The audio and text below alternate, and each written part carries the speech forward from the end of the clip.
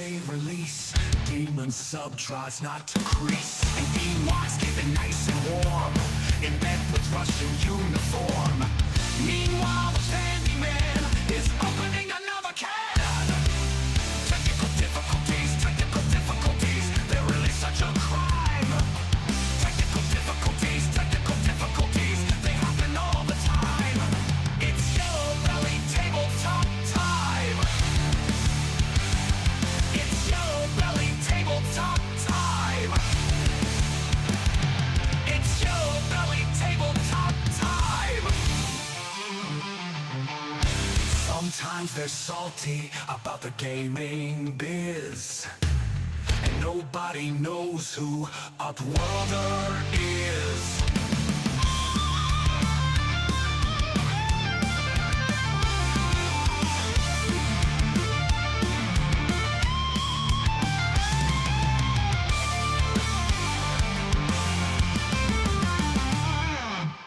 Technical difficulties, they're really such a crime.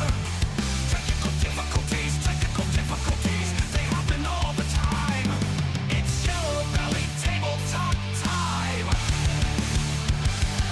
It's Yellow Belly Tabletop time. It's Yellow Belly Tabletop time.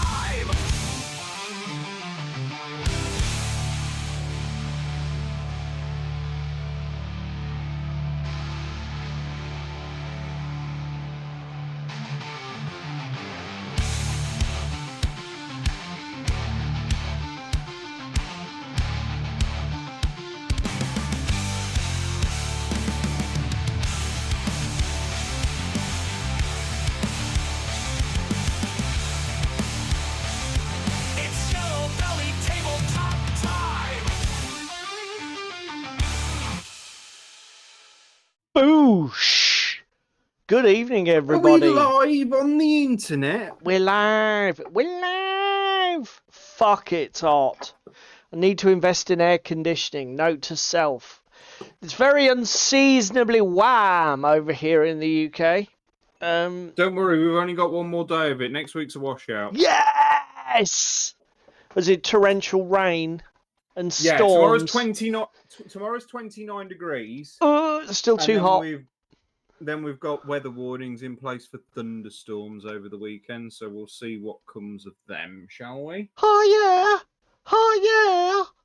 Crispin, hello. Yeah, but you're in Texas. You're gonna have fucking smug.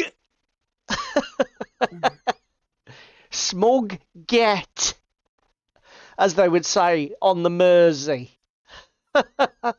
Oh dear. Right. Right, okay, good evening everybody. Welcome to the show.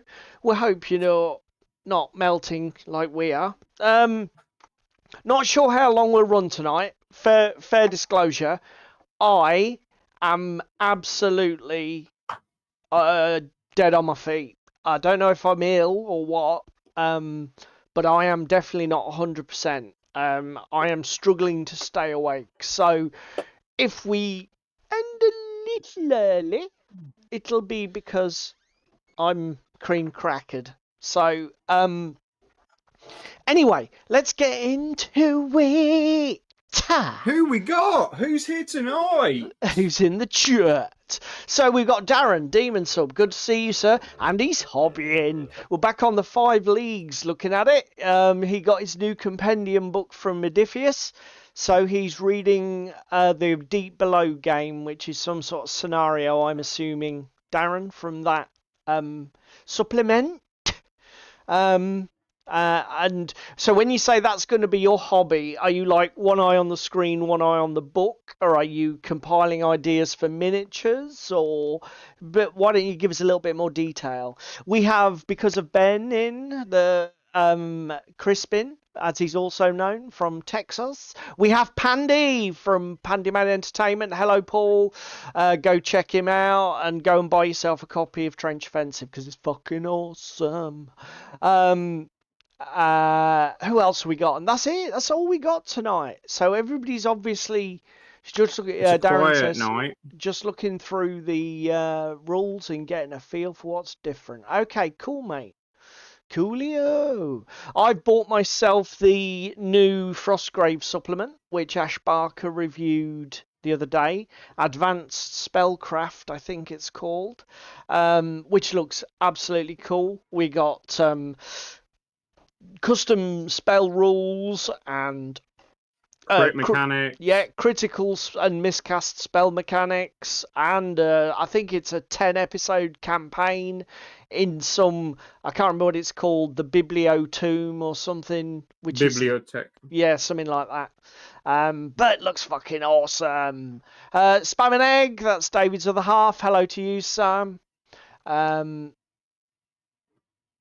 Ew. So what's the special edition book, Darren? Is that just a compilation of stuff I've already got, or is it new content? I haven't seen that. Is it like a limited edition of just the core rules? Pray tell me some more, sir. So yeah. Obviously, if you aren't in the chat yet, but drop in later, and we miss you. Hello. Right, so over the next hour and a bit, maybe 2 hours if I make it. So same contents, but a photo. Yeah, I don't tend to splash cash on purdy stuff. I'll just buy the cheapest version of whatever's got all of the content in it. I don't do stuff that's just dolled up and then double the price. I think that's a bit of a mugs game, but that's just me. Could be. To be fair, though, if there was one game you were going to do it for, it would probably be Frostgrave. To be fair, though, no. Do you know what? If there's a thing I'm going to do that for, it'll be a role-playing game, probably. Because the problem is, I actually get so much legwork out of my Frostgrave books. I'd feel bad about trawling a 50 quid hardback masterpiece to and from the club, multiple times. So if I was... Hello, good evening to Matthew. Good evening to you all. Evening, Matt. I might have a look at that later. As we get into things, Darren. Hello to Cheese Me. Good evening, sir. Good to see you. I'm fairly sure. Is anybody bringing me hate from the Jerry for the thumbnail and the title? Just because I know Jerry loves bat reps. This is an OTT in joke from anybody who's not in the on tabletop crowd. To be fair, I did expect to get firestormed when I placed it in the Discord, but my phone didn't go bing bing bing bing bing bing bing, so I assume that didn't happen. Just over eager, mate. Over eager. Bless him. We do love the Jerry. We do love gaming Gandalf. He's the best of us, and an inspiration. Awesome. So, over the next hour and a bit, we'll do our usual format. We will show you what we're going to be working on, which for me is probably not much. But do you know what? I'm going to show willing. Never say never. What you meant to be doing then? Yet another in-joke just entered the chat. Jerry's fist comes in. We're going to get hate mail posted from Northern Ireland, aren't we? And by that... Oh, dear. Jerry is a football fan as well, just in case anybody's wondering what that's about. Awesome. I love it. Yeah, so, as I say, we've got a show willing. We will have a chat about what we did at club on Monday night. And I've got loads of YouTube to talk about tonight. And then, as you can tell, because you saw the thumbnail, because you're already here, we're going to talk about battle reports in wargaming. Just, again, one of our waffly meander through the issue chats. No real agenda. Probably just going to get a load of opinions and spaff them in your face. But do you know what? Do you know what's good about that? Because you can take your opinions and spaff them in our face in the chat. So I don't want anyone slapping my face. Just saying. wimp. So yeah, let's just do this. So do you want to show everybody what you're working on first, mate, or do you want me to go Come first? on down. Come on down. down. Come on Look at this. Look at this. down. Look at this. He's painting live on camera. He's a pro. Oh, do you know what? I've never tried to do this and paint in camera shot. Can you actually see your Yep, I can. Have you been practicing? Nope. Ooh, I'm So tonight, I'm boys and fucking girls, impressed. we are painting some Mutant Year Zero because in 2 weeks' time, me and Paul have got a game of it planned in, haven't we, sir? We have, yeah. I'm looking forward to it. So I'm finishing off my robot faction because the other thing is we're going to try and make it a 3-way with me, you, and Ricky, aren't we? Yeah. So we're going to see how that goes. Now, the nice thing about Mutant Year Zero, but also slightly irritating thing, shit, once I've done shit, is we have some very nice character art cards. So I've just been painting Bender, who's quite nice, but I'm taking some commercial difference and I'm inverting the colours on his lower half because he's annoying. Okay. Then we have Wrecker, who's quite nice, and I've just redone the yellow scheme into like a deck tan because we can't have a warband without some deck tan in it. So that's the thing, boys and girls. Oh, for fuck's sake. Then Scrappy looks like he belongs in a Skittles factory.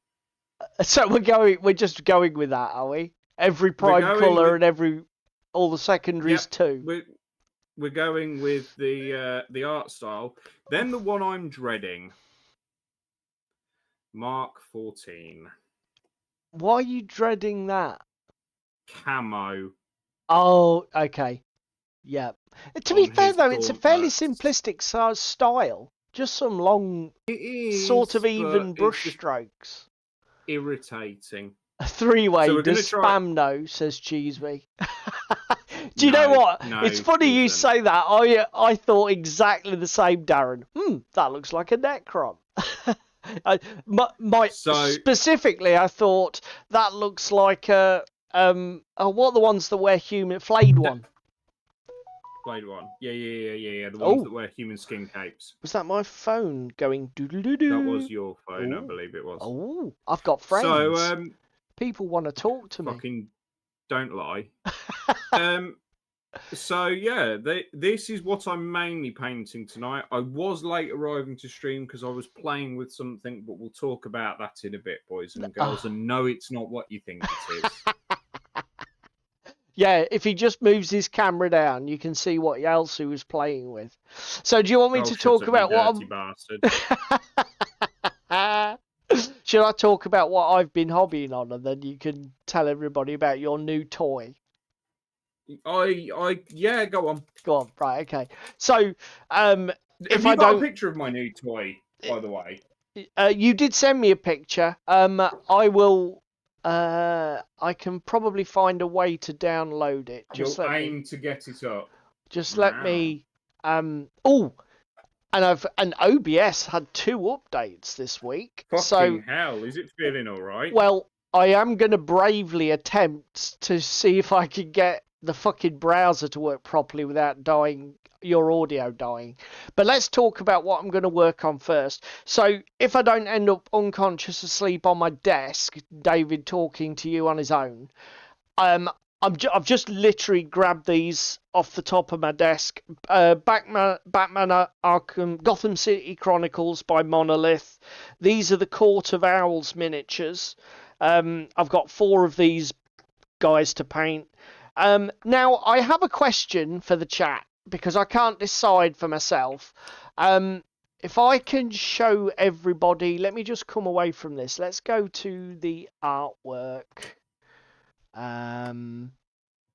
If I can where did my scrufulous so go? There's the figure. So I got this picture off some guy's painting blog, And as you can see, he's basically done them like black suit, white mask, white shirt, red tie. They look like the Secret Society from Arkham Horror. I mean, I like this paint scheme because it's easy as fuck. In the back of my mind though, and I think I've mentioned this before, when you start to look at the Batman universe, black's a fairly well covered colour, particularly amongst Batman and Nightwing and Batgirl and Catwoman, and like there is black for days. So I sort of feel guilty painting these guys just black. So I was thinking more of like a tweed jacket, grey slacks, but anything but not black. What do you guys think? What about like a really dark blue-black? Like a navy blazer, like suits or blazer and trousers?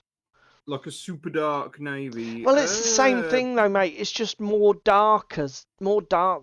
Yes, but at least it's got a bit of colour to it. It's got a bit of tone. Racing green's not a bad shout because it's quite.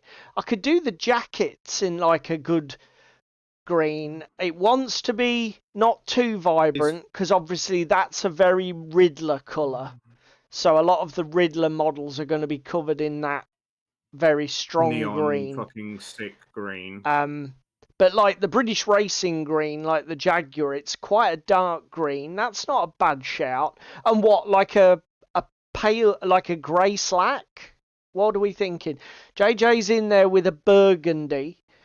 That gives it almost like a smoking jacket look, doesn't it? Ooh, I quite like that.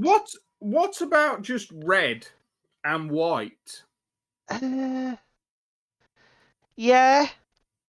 To be fair, that isn't a colour combo that I think. Then you can do Santa. Oh, shut up. Twat. We've got to get the token Santa in there once a week. Hell. I do like that actually, the burgundy option. Do I have a good colour for that though? Because do we want? I don't. Burnt red from Villaggio. I tell you that. No, not Santa for the win. Fucking hell. Do you know what? I think JJ has got it. I think that we go with the burgundy, and I've got like a rich plum colour in model colour.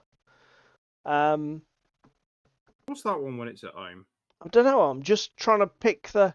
It's actually burnt red. Looks very plum.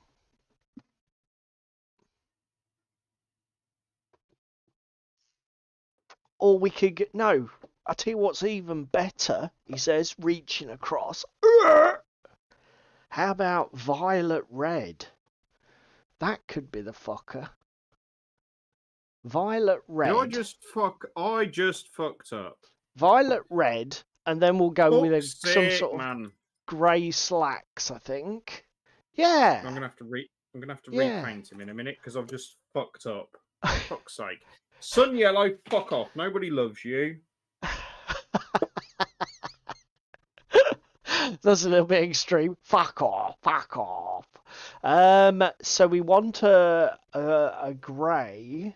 Let's go with some AK Interactive. Fucking hell, that's a bit vibrant. Jesus fucking I think we'll go medium C. No, yeah, medium. No, even paler. We're going to go even paler.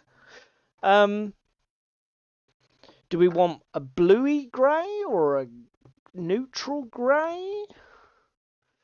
I think we want a neutral grey, but quite pale. A neutral or you want a neutral or a warm grey? Because the warm will help tie it into the red then. Yeah. So do you know what? The classic light grey, I think, is what we're going to go with. Probably still keep the white shirt, red tie. That'll go well with the burgundy, I think. That, Oh, blinding that mint everybody. green from AK is a little bit intense. He's not painting Necrons, JJ. He's painting a member of the Mutant Year Zero tech warband that happens to look a little bit like a fat Necron flayed one. Ocean grey. So Darren's going on the old bluish end. I don't have ocean grey, mate. That's one of the few Vallejo colours I do not yet have. Oh shit! The closest to like it would be intermediate blue if I put that up here. And to be fair, the lighting is a. What about light sea grey number 108? Do you know what? Yeah. Yeah.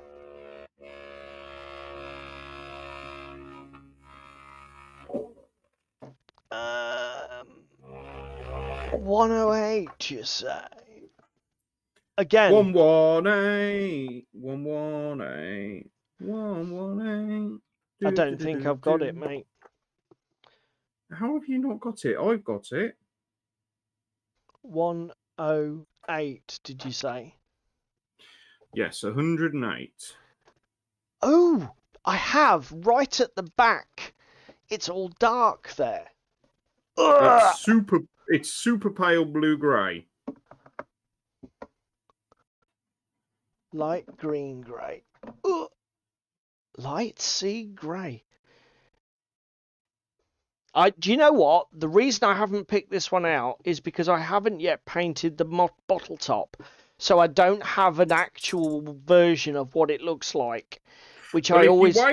if you wait 5 minutes, you'll be able to see what it looks like, because I'm currently using it on a Robit. Right. In that case, let's do that. That is the plan. Is this not only pants? No, apparently not.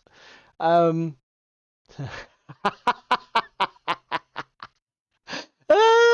fucking hell.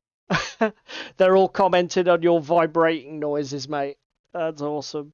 Right. It's not my fault I've got a paint mixer. Right. So next door to my microphone. While you're doing that, I need to get the top off this wet palette and then maybe put some water in it, as it's drier than a nun's gusset.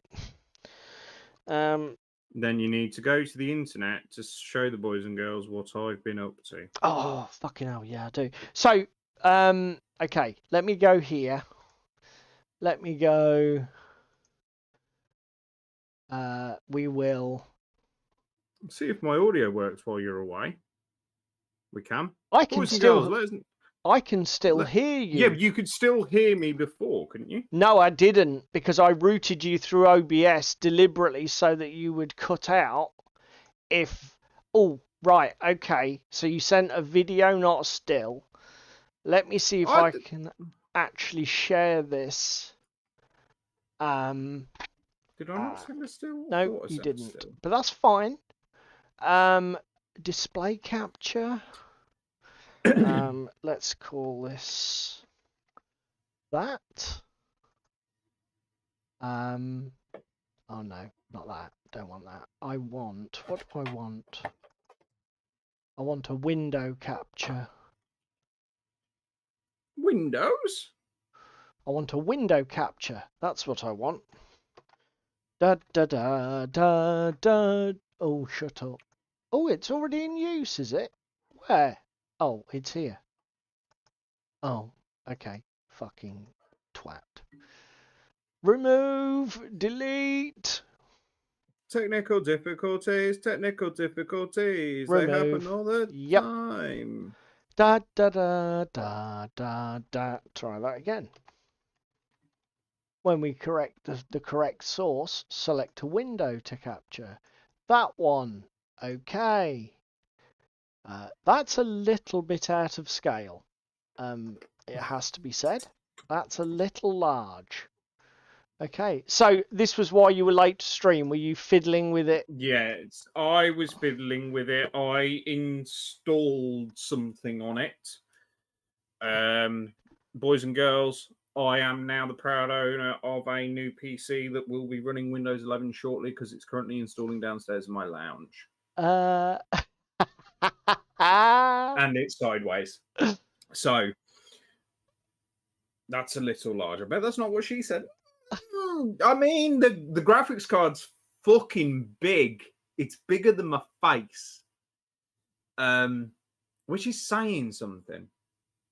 But yeah, it's RGB to shit that will be being fixed once I'm actually on the PC and it's running properly. What do you mean by that? For us, fucking hate RGB with a passion. What, all the flashing light shit? Yes, and fucking cycling through it and everything else. It's a fucking nightmare. To be fair, mine's got that on the front of the case. I don't know how to turn it off though, so you'll probably you'll be able to tell me maybe because it is. Well, it depends on your motherboard, but we can have a look at that after. Next time you come over, you can have a look and tell me if I can disable it because I'm a bit like you. It's like I'm 54, not 24. Piss off. So AMD Ryzen 5 7600 CPU, all-in-one cooler, B650 motherboard with 32 gigs of RAM, and then a Ryzen RX 7600 GPU. I can still hear him, so I'm guessing you lot can as well, which is fucking awesome. Oh my god, finally Windows behaves itself. It wasn't only 32 gigs of RAM. Yes, only 32 gigs of RAM, but it is DDR5. So I'll just nod knowingly. Fast. Oh yeah. Whatever. That all-in-one cooler though has been in and out of that PC case about 4 times. Because I was swearing at you swearing while I was on with you on the pre-show last night. Yeah, because you couldn't get one of your cables to reach. Because I couldn't get my power supply cable onto the pins on the board.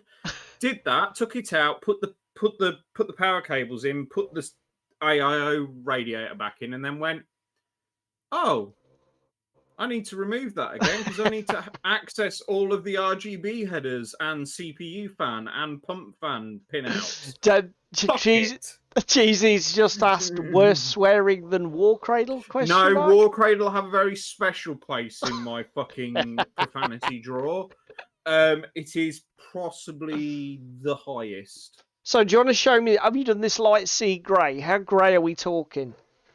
It's still a bit damp. I'll get the hairdryer on it. Don't show me it when it's damp. Just leave it. I can. I'll wait. I'll wait.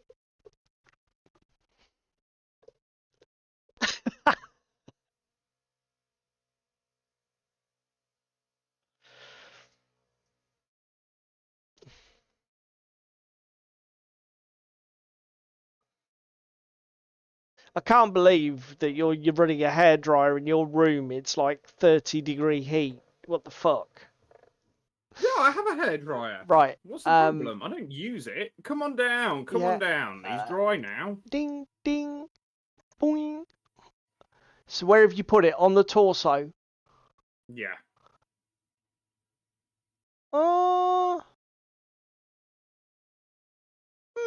Yeah, do you know what? I'll go with it. It looks a little blue, but the lights can be deceptive, can't they?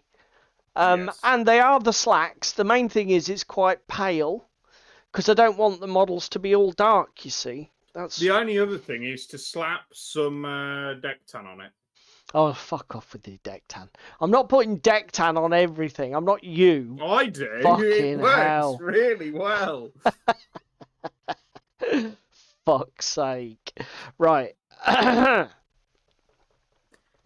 Let's give this a bit more of a whiz a squizzer. The first PC I've built in what did I say to you last night? Over 10 years, because this build that I'm currently running is a 2014. Yeah. But it's all been relatively stress-free for you, hasn't it? I mean, I wouldn't have bothered. I bought mine off the rack. It was fine. Yeah, Windows 11 took 25 minutes to install, which is like, what? Oh, come on. What are you coming on at? My vibrator's not vibrating. Who are, matron? Who are? Mine's vibrating. I know, we can hear it. Oh, I can hear yours in the background. Oh, that's a bit of a feeble wobble. Oh, that's better.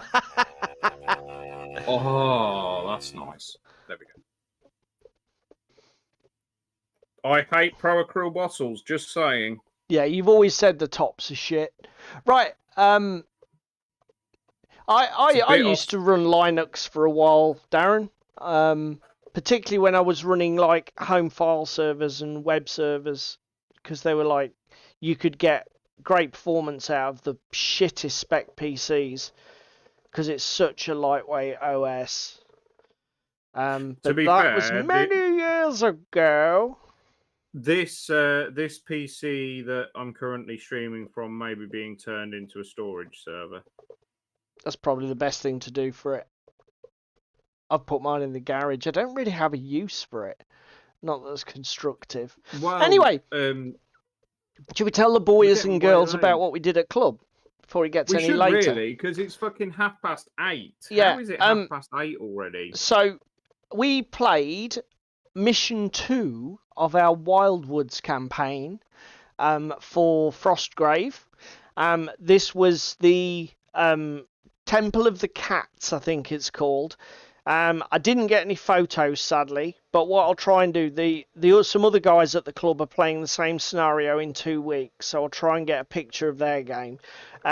Basically, we had a big sort of ziggurat-style pyramid in the centre of the table, and then everything else was trees for days. Because it was in a forest, wasn't it? Yeah, and then the scenario throws phase cats, snow leopards, and saber-tooths at you. And then, of course... The less said about those saber-tooths, the better. Fucking hell. Jesus. So, scenario-wise, there's one on the table at the beginning along with a load of phase cats and snow To be leopards. fair, the saber-tooth doesn't appear until turn 3. And there is only Yes. the one. Yeah, unless, as I'd like to point out here, boys and girls, you roll randomly at the start of each turn for your initiative. If you roll a natural 20, guess what? That's another saber-tooth arriving. Yes. Fuck you. And I think in How one... many saber-tooths did we have on the table at one point, Paul? Wasn't it 4? 4, definitely. We had 2 players roll a natural 20 for their initiative in one turn. And then I think some dick rolled it again the next turn, and we still hadn't dealt with the one that the scenario threw at us for free. So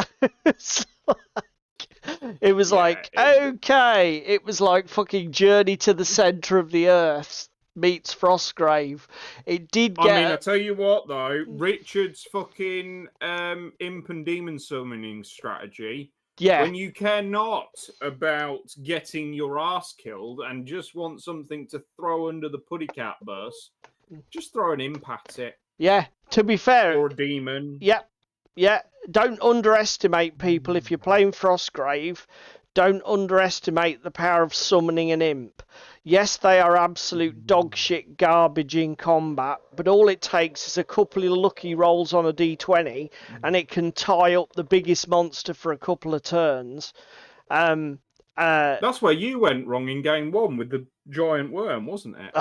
Fucking... Again, that was another example of random creatures basically destroying the scenario. There's a reason why the random creature rolls are an optional rule in Frostgrave, just in case anyone's wondering. There is a reason.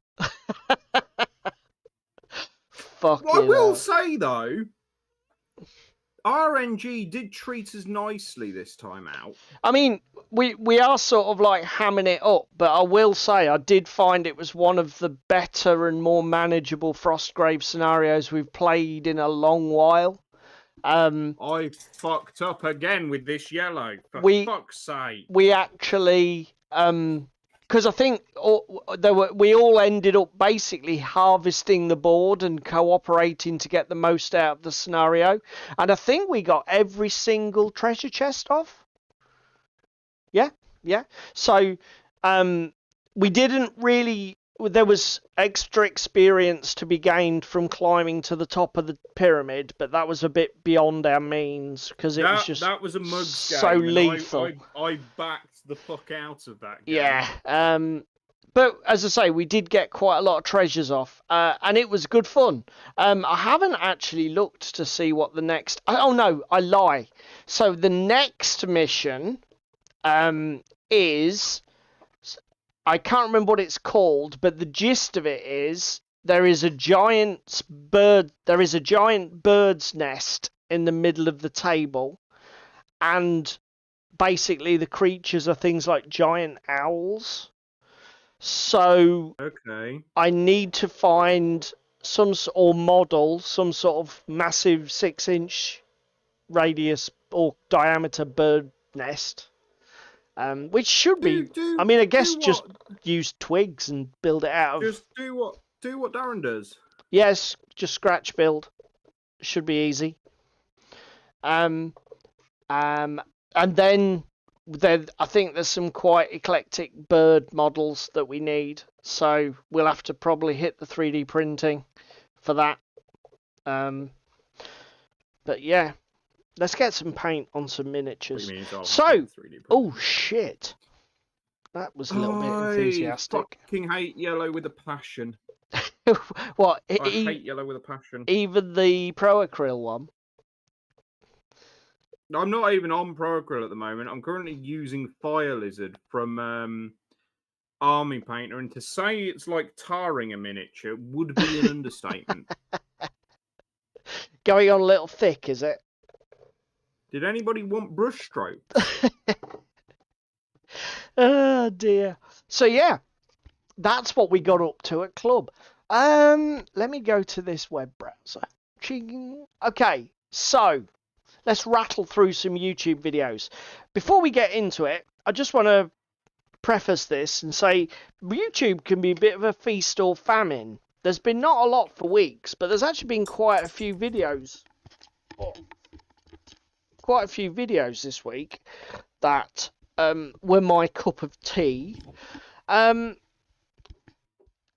Without being overly negative, they were watchable and interesting. Without it, oh my god, are you serious? That's horrendous. Okay. Yeah, they were watchable, and my sort of stuff. So, first of all, oh, hang on, what have we got going on in the background there? Dave's vibrating again. Yeah, ching. So, first of all, Dice Gods Wargaming. This guy does Infinity content. And I can't remember the other game that he focuses on. Infinity and something else. But anyway, this is an Infinity video, or a video at Corvus Belli.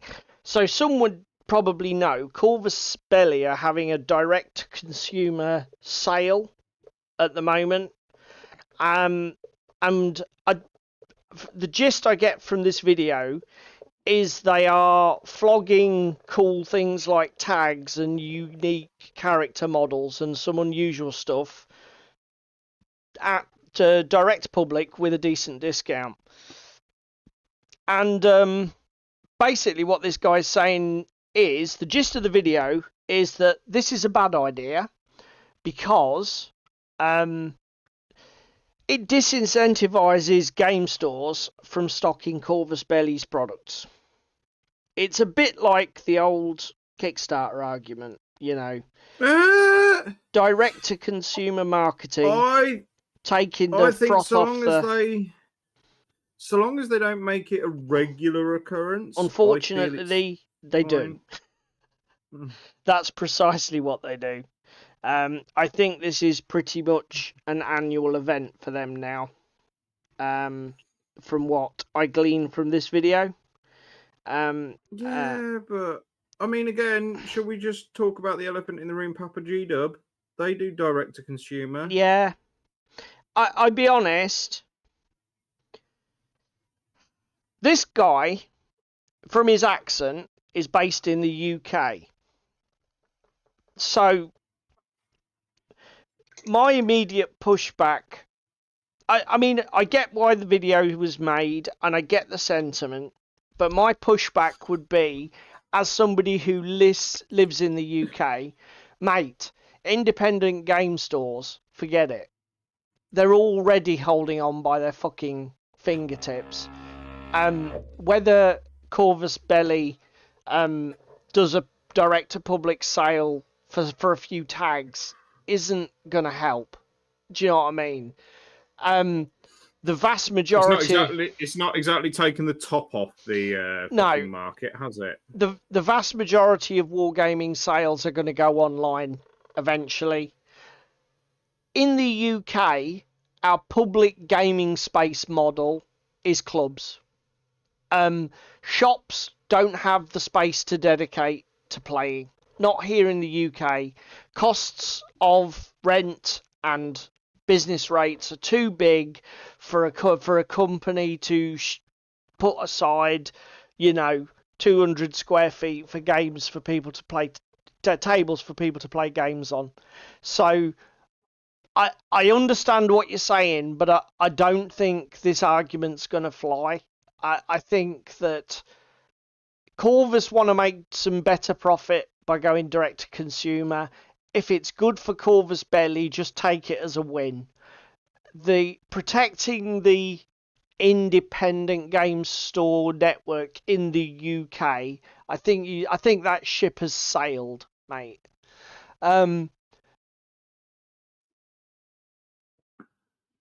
Sort of, I guess, Darren. I don't really know how Osprey sell their stuff. I guess it's through independent game stores. So yes, I guess it is.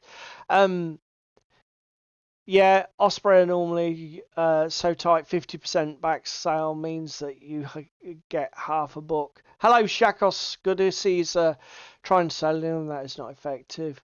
My local has pivoted big style into Pokemon and other card games.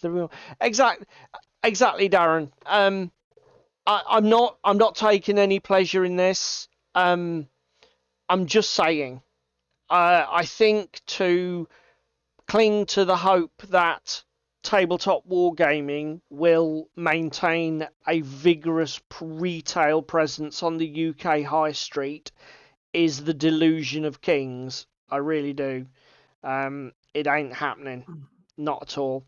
So, interesting video, but I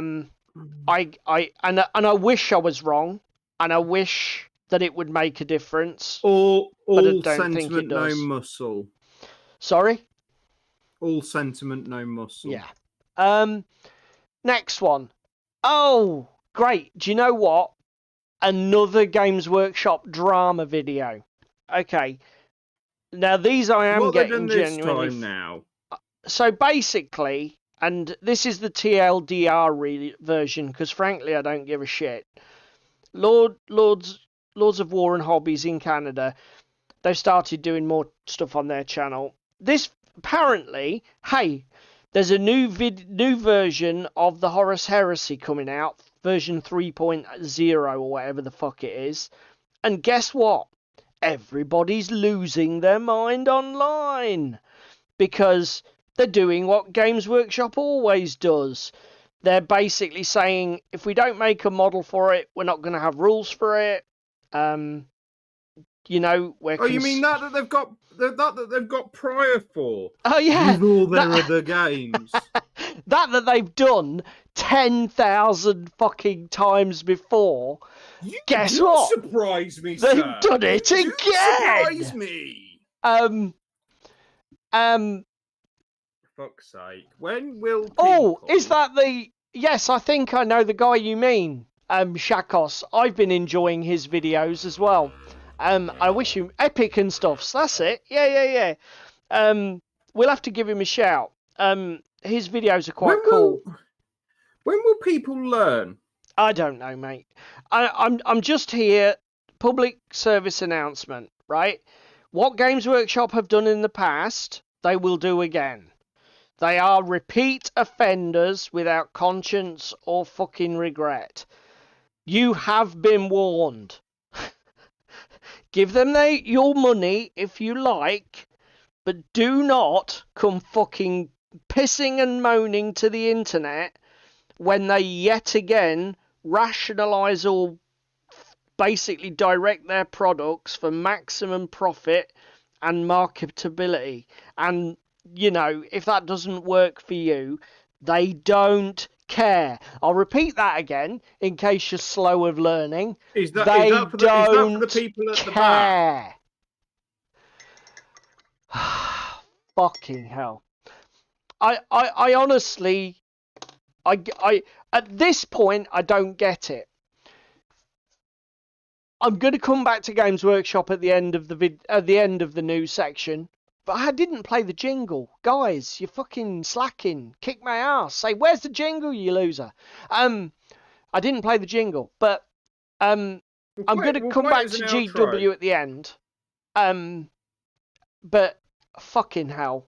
I just stop being surprised by this stuff. Please, fucking hell. And if it annoys you, take your toys and carry on playing like you've been playing for years. Nobody's going to come to your house and rob you, take all your stuff away and burn it down. Fucking hell. The Gestapo. Anyway, next video. This was a cool video. Miniac, do you know what? I like Miniac. I like the fact that he's taken the foot off the gas and he's just going to make videos that he wants to make and not worry about the algorithm, not obsess about it. And this is a great video. It's a little bit of a treatise about how initially he didn't understand role-playing games. They didn't make sense. And then he actually realised that once you take the word game out and stop trying to treat it like a competitive puzzle and just immerse yourself in the storytelling, the light went on and he totally got the whole thing. So don't get me wrong, this is not groundbreaking. This is not, this is not news. Everybody who's fucking done any role-playing games knows this, but it's really well put together. It's a good little video, and it's nice to see Miniac doing stuff that's not just another fucking Games Workshop painting video. So, do you know what? Go and watch it, because it's cool. Feed the algorithm so it makes more of it. Uncle Atom. I do love Uncle Atom, but again, this was another video where I was just like, for fuck's sake, really? So this is a no more FOMO video, and he does make quite a witty, funny thing at the beginning where he does like this poetic rebuttal of driving FOMO from his life and having like I don't know, it's almost like a Buddhist spiritual enlightenment experience, which is quite amusing at the beginning. But essentially, this video boils down to two pieces of advice. Don't fall prey to FOMO and play games that don't have FOMO in them. It's like... Really? Okay. Okay, Adam. Yeah. Stop press. But bless him. I mean, yeah. FOMO, nobody likes it. It's predatory sales tactics. Just take the man's advice. Don't fall prey to it. But it did make me chuckle because I thought, fucking hell, this is the insight. Don't do it. Okay. If only it was that easy to stop being hooked. If only it was that easy to get withdrawal symptoms from plastic crack. Just saying. Fucking brilliant. Absolutely brilliant. So yeah. What else have we got? God, we got some... Do you know what? As like I say, you go for ages and there's nothing much real on YouTube to pique your interest, and then I get all these little talking heady type opinion videos, and I love this sort of stuff. What else do we have? This was interesting. So, whoops, wrong button. another channel I watch quite regularly now, Good Enough Gaming. Basically, he found an article. I believe it was some military magazine, online magazine thing. And it was discussing. I think it was the article was written about a US Marines experiences and opinions on wargaming, you know, in the context of somebody who was serving military and knew a lot of people in the military. And it's quite an interesting little video, to be honest. I don't really want to. I don't know as much more to say than go and give it a watch, because it's really interesting to see how the hobby touches people from different walks of life. Because obviously, you know, a lot of serving soldiers are probably about as far from the geek culture that David and I inhabit as you could possibly be, and yet they still find touchstones within the hobby, and it just goes to show how I think it's great because it shows what a broad church wargaming is. You know, It's not just fear of consistent collection. Sun Tzu's says Sun Tzu's art of war applies to more than war. It's not groundbreaking. True. True. Any kind of conflict resolution can apply Sun Tzu's rules, which is great. Cheese Me's philosophy channel will be launching soon on YouTube. We're all looking forward to that. So yeah, great little vid. Back to Games Workshop, and there's this one by Carl Wormsley, and this one from Let's Talk Tabletop from about a month ago that I think we missed. I don't remember us talking about this, but basically Carl's video discusses the impact Games Workshop have had on the hobby, and Let's Talk Tabletop basically did the same thing, different title, but the same idea. What these guys both do in their videos is discuss, you know, what we owe to Games Workshop. And to be fair, I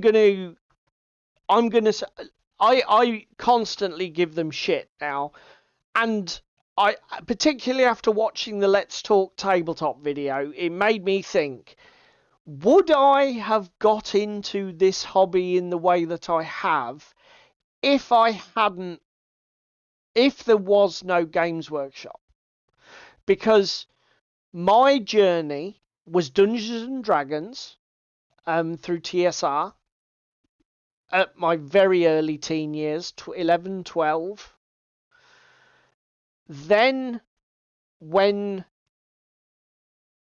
Rogue Trader came out, that was my first proper miniatures game. There were a couple of the Games Workshop board games in between, Blood Bowl and Battle Cars, I think it was. If I'm honest, I think I would have ended up here even without GW, because even when I was playing Dungeons and Dragons, I was obviously shopping for the old lead models for roleplay figurines and that sort of thing.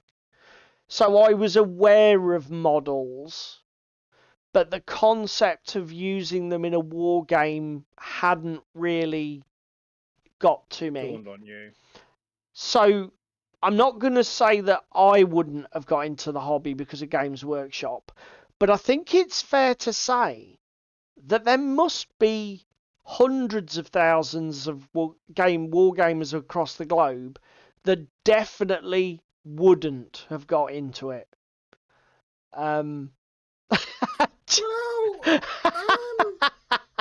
Night, Darren.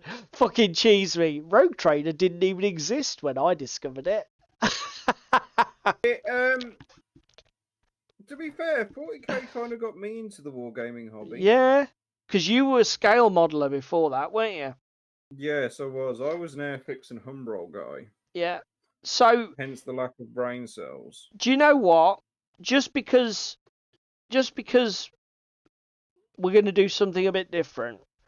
Thank you, Games Workshop, for all that you do, flying the flag and recruiting new people to the tabletop wargaming space. And thank you for gutting them within 2 years so that they're looking for Look! other games that we can play with them. You had to spoil it, didn't you? You couldn't let the moment sit. I didn't spoil it. I'm just You saying it had as it to- is. You had to fucking spoil it. What a bastard. Oh, dear. So, yeah. I still haven't. Oh, actually, I was about to say, I still have never built an Italeri kit. That's a lie. I built an Italeri Opal for bolt action. There you go. So you are a liar. And it's not Games Workshop's fault.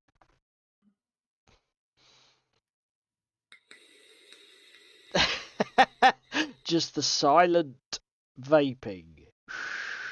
It's not really silent, is it? Fucking hell. That's brilliant. So yeah, that's the news. Really. Some quite good Right. shit out there. Play the song as the outro and then we can get on with tonight's topic. That seems to fuck with the egregious. algorithm. Surely we can't do that. That's just rude. It's the part of the show that we have come to know as the latest salty blizzard of nerdy sorrow. More news than you can shake the salt at. More news than you can shake the salt at.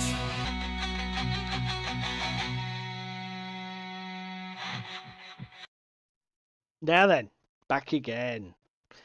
Look at that. We use that jingle egregiously. We'll probably be fucking reported to Ofcom or something. That was completely uncalled for. Anyway, let's get on to the main topic. So, actually, let's give some thanks or some, chops where it's due. This entire topic was inspired by Let's Talk Tabletop, who did a video, I think this week, about bat reps, and he doesn't get them, doesn't understand why anybody would watch one. They don't appeal to him, he doesn't like them, finds them boring, and David and I started to chat about it, and we thought, yeah, let's have a chat. Fuck it, let's share about battle reports. Let's share our opinions. Ill-informed fucking opinions So, on battle reports. shall we go from the top? Yeah. So So, what do we mean for by those a that battle don't report? know, a battle report is typically a video recording of some people playing a game. Yep. Doesn't really matter what game, with running commentary or end of action reports for each turn, with some overlays for what's moved where or that kind of thing, or it can be to the super in-depth, you're even watching the rolls. We've even done some battle reports on this channel. We have. I mean, essentially, there's the first thing that Let's Talk Tabletop says, which is fair, is that there isn't really an accepted formula. Whenever you watch people doing battle report videos, there is a huge range of There's a lot styles, of differences, isn't there? Yeah, there's a lot of different ways people go about it. You'll have some that are very loose, handheld camera, wobbly vision, sort of like low quality audio. Every second is captured, whether it's repetitive, boring, slow, or off topic. And then, like you said, there are people who do like edited ones where you've got turn summaries with slideshows and maybe special effects to cover some of the action shots. There's a huge variety, but essentially you are watching two people play a game. Obviously, in the context of this video, it'll be a tabletop war game, but it could be a board game. It could be a role-playing game session. Critical Role, anybody?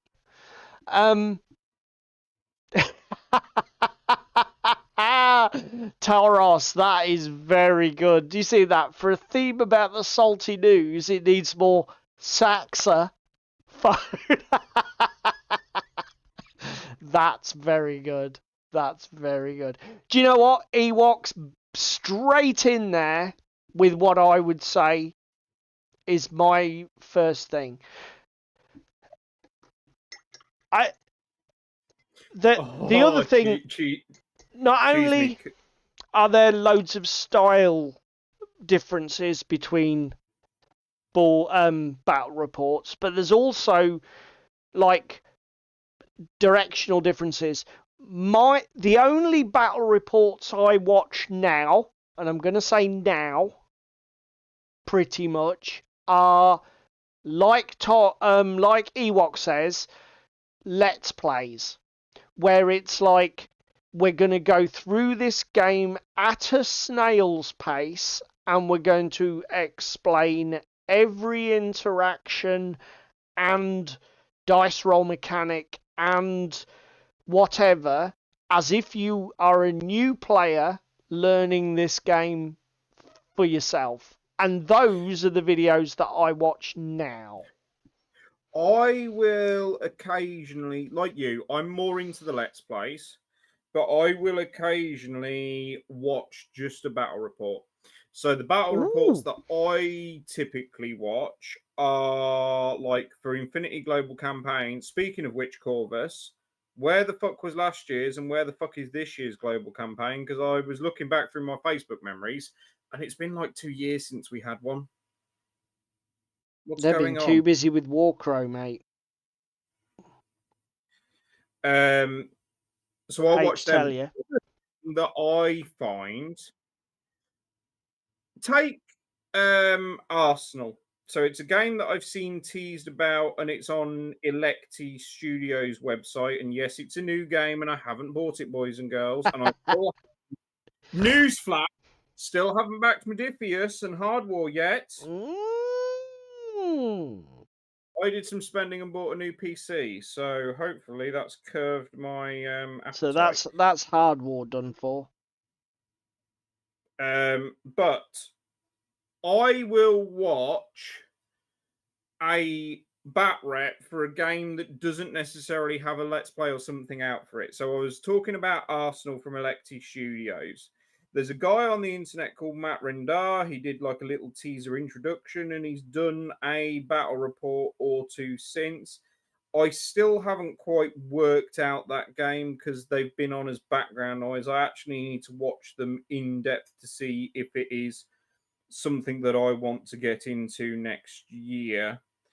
But the point being, because it's such a niche community, and because it's such a niche game, I have to resort to watching a bat rep to get an introduction and or taster for it.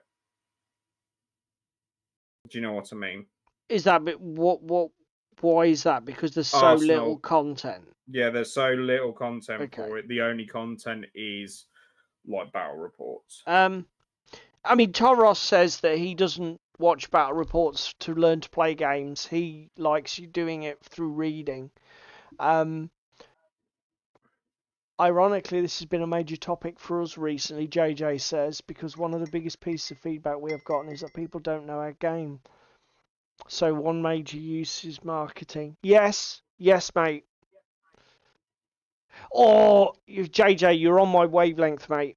Okay, so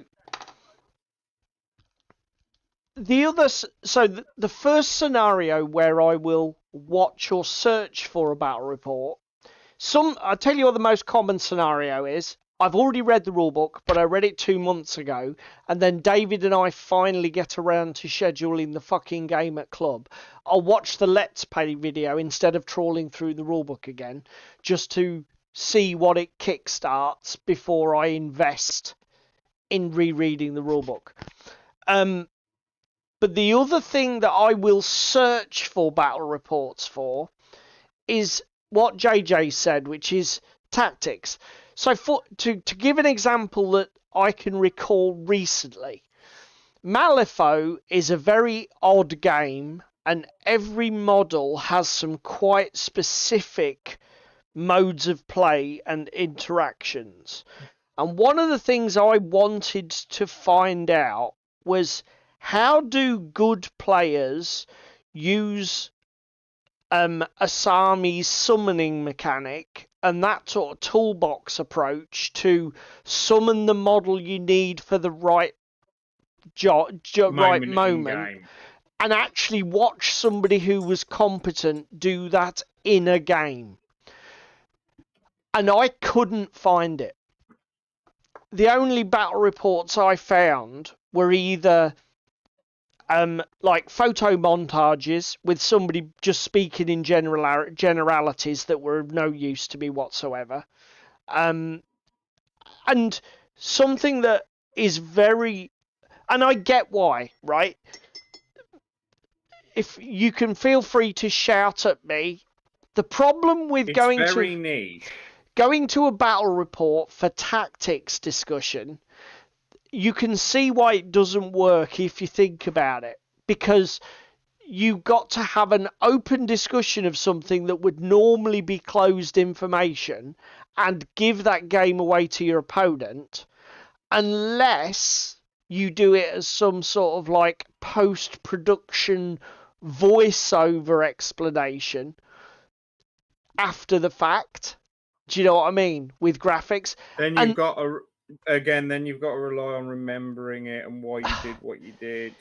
But even then, it's the edit in post work and everything as well.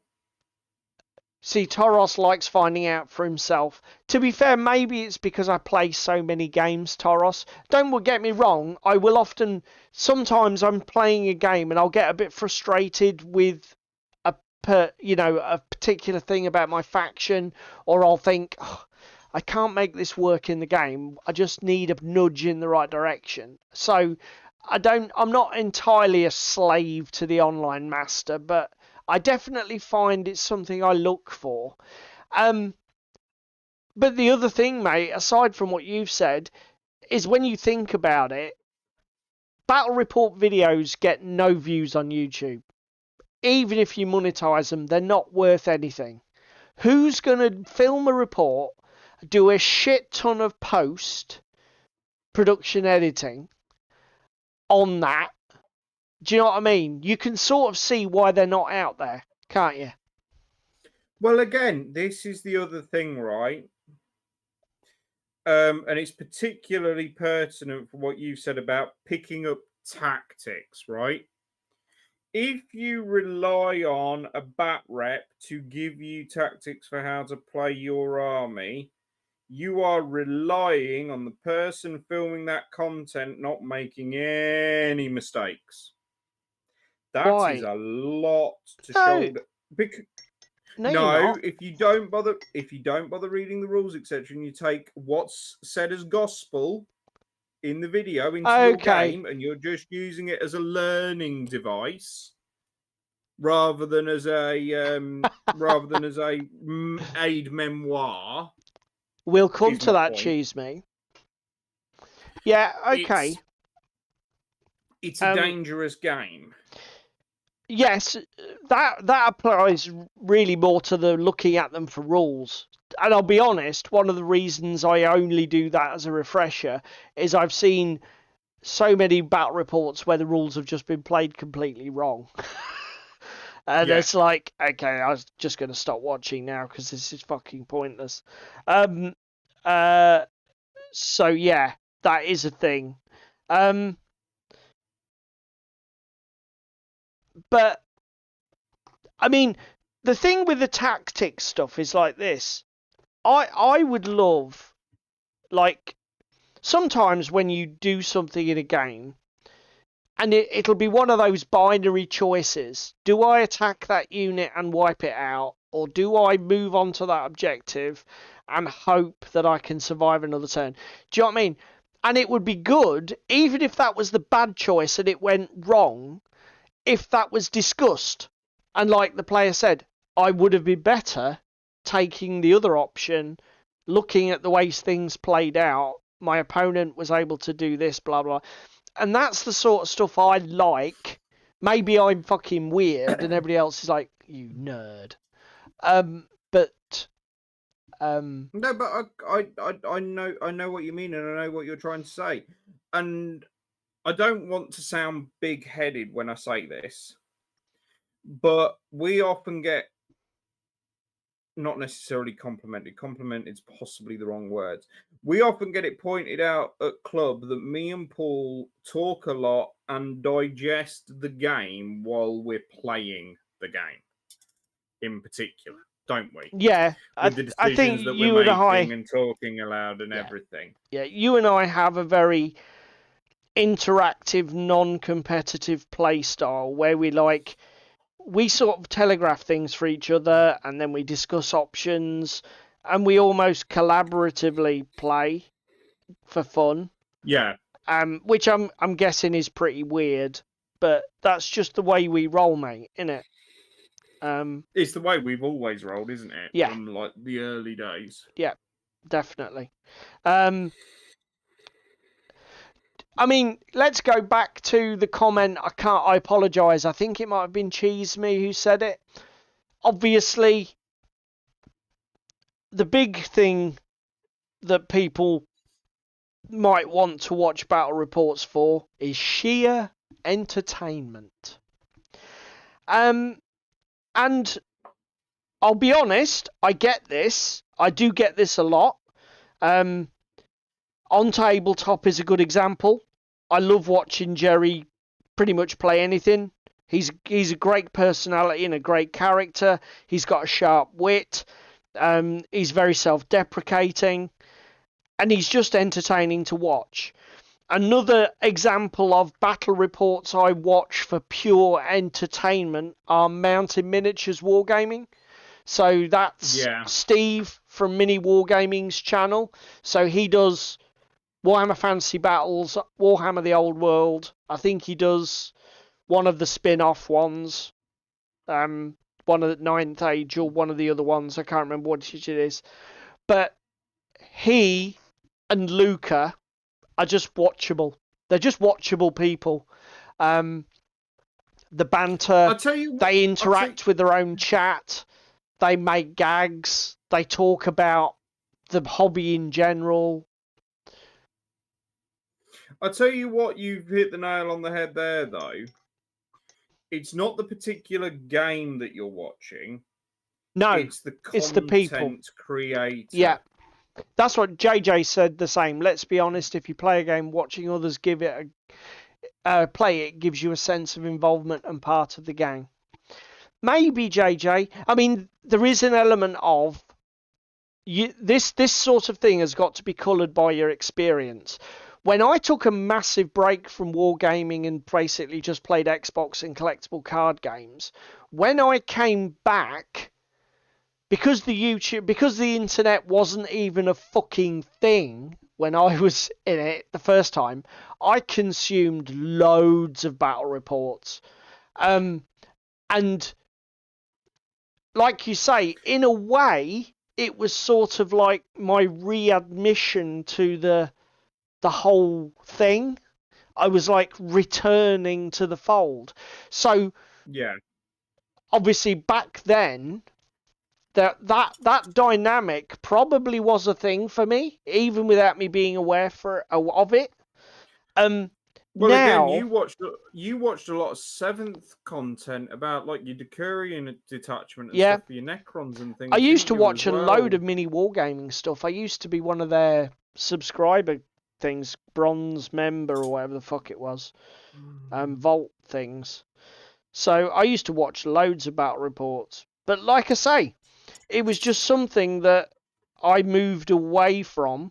And again, it was because I didn't need that anymore, JJ, Yeah. because I was playing so much wargaming at the club, at my house with my friends. I wasn't going to sit down and watch somebody else play for 2 hours. I would pick up the phone and ask Jake or David, do you want to come round and we'll do some, I don't know, Well, again, War Machine or I fucking... lost so much of my life to Critical Role.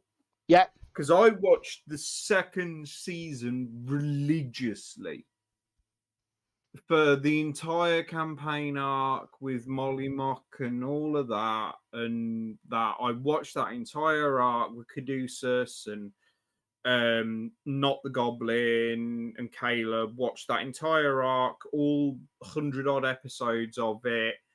Shortest episodes were like 2 hours. And I think there was like 140. So that's 280 hours of my life. Now, admittedly, I did have it on in the background, but the reason I was watching that is because they were voice actors, because it was so well done. I tried to watch some Yogg's cast and some other bits and pieces on other people's recommendations and just couldn't get into it. I wasn't enjoying it anywhere near as much, so I just sort of parked it and left it, kind of thing. Yeah. But because I did that, I don't really do it anymore. I don't You sort of burned yourself out on it, you think? Yeah. I'll probably say so. Right. And like, yes, there's obviously Because that's definitely not my... You haven't replaced that with real role playing, have you? Because we basically don't do much.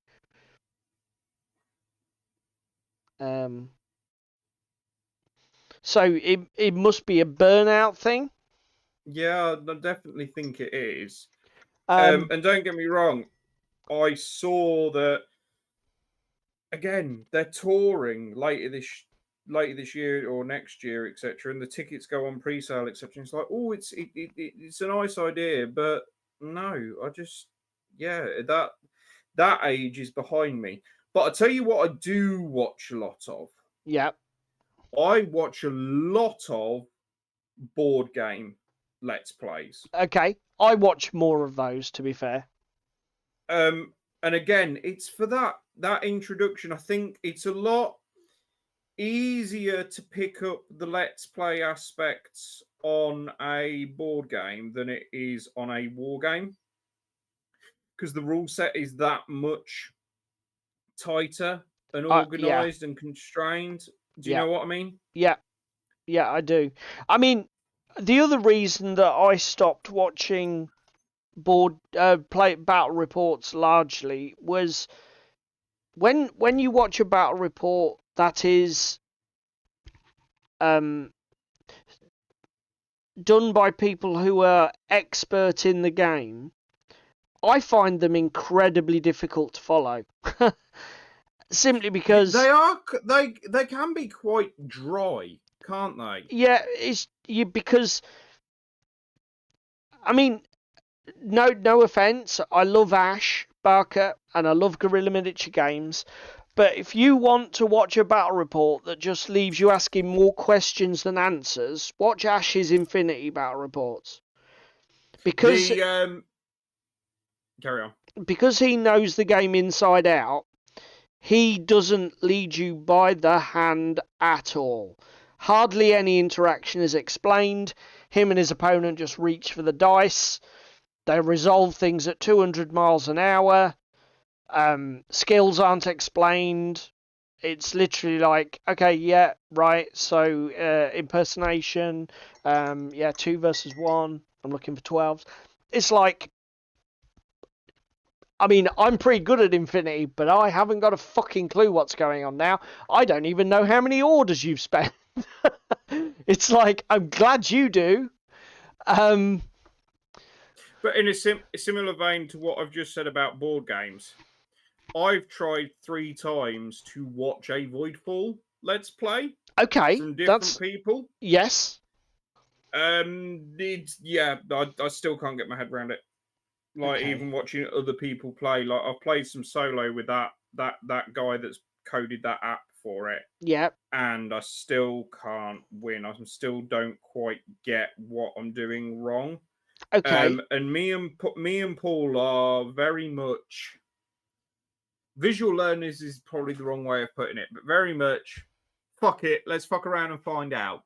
Do you know what I mean? Yeah. Let's take the Um, hood off and play around with the and parts. then we play around with it, find out why it's dead on the table, and then give it fucking CPR or a fucking Yeah. what's it called, defib to get it going again. Yeah. I mean, again, because of my science background and my job, I'm very good at internalizing rule sets and memorizing important details and important steps in processes. Years of fucking running from and writing standard operating procedures has left me with that really almost like robotic sensibility.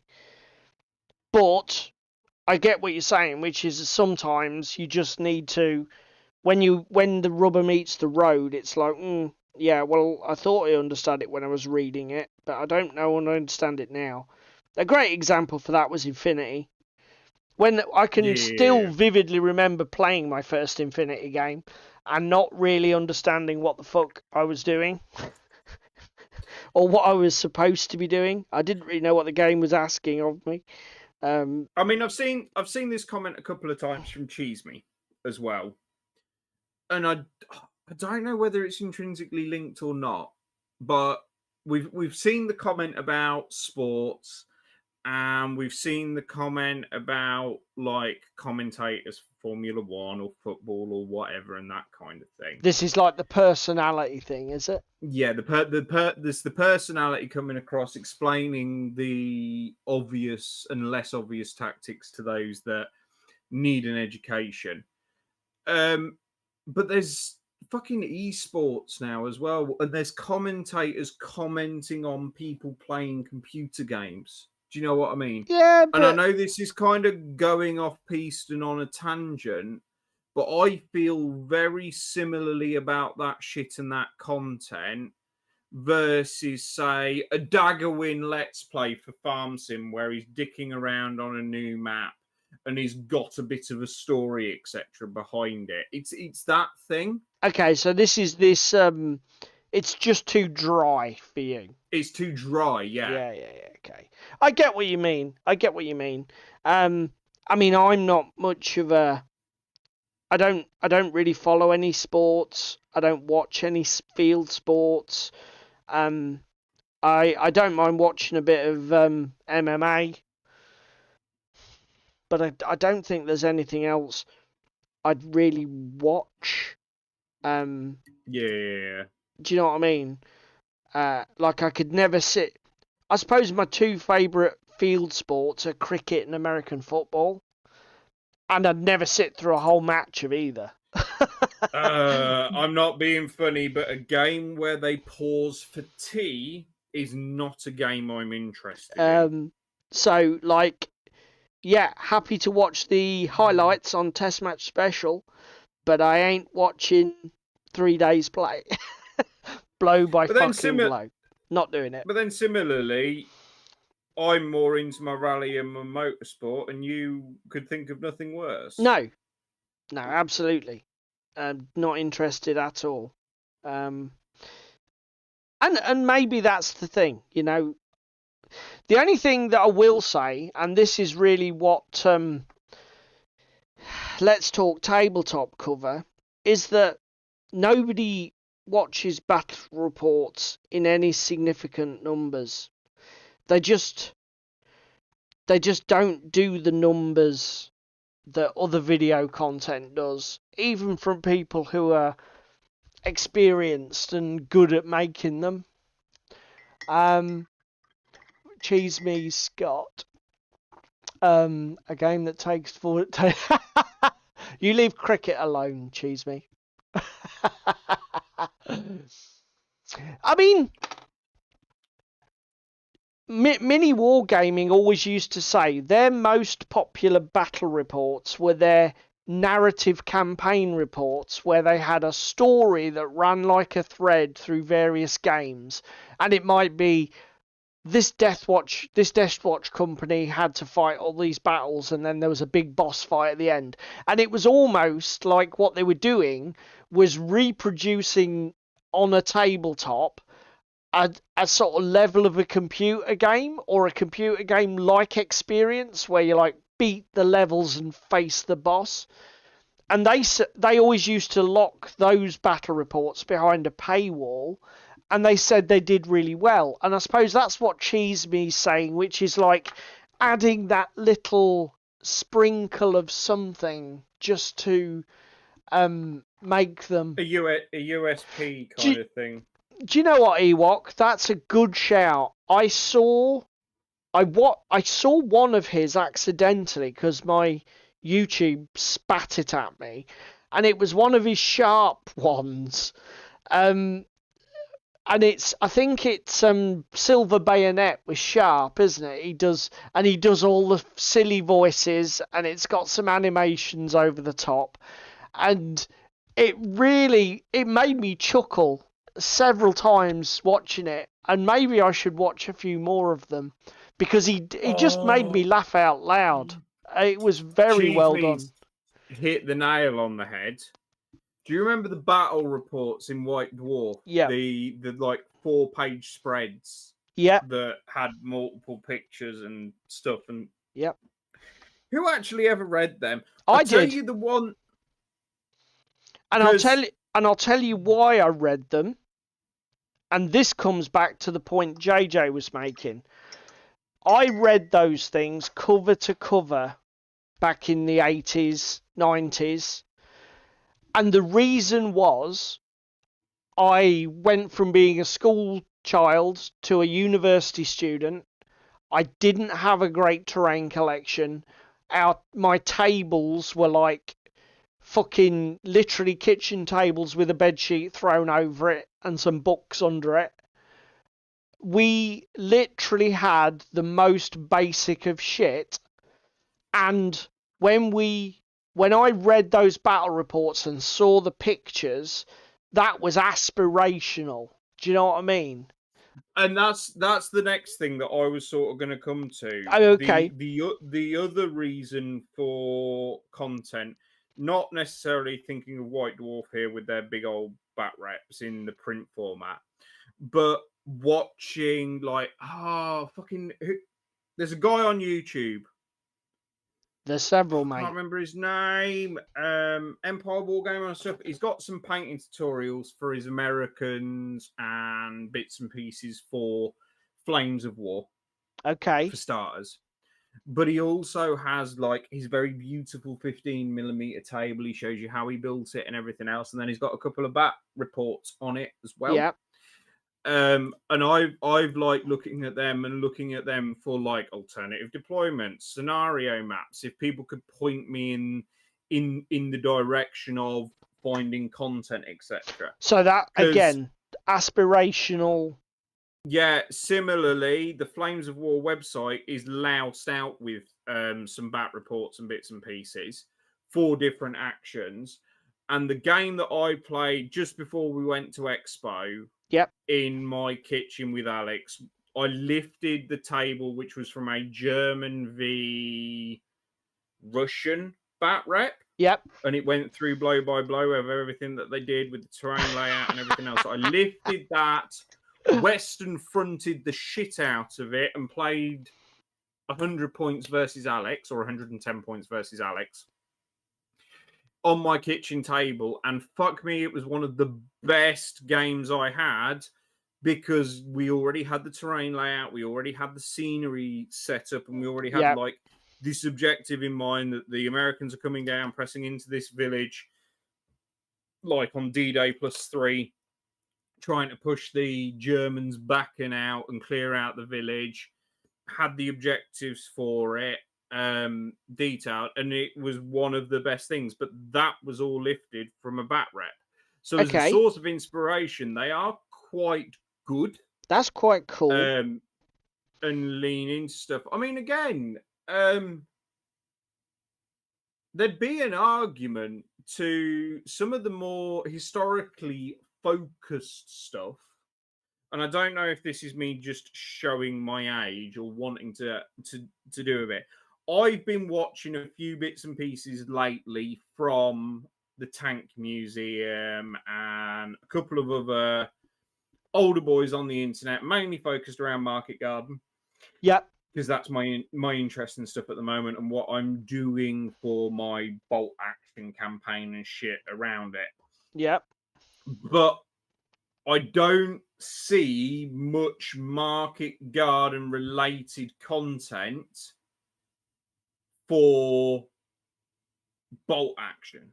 No. The bolt action stuff that you see, you don't see any of the campaign books or campaign games really played out.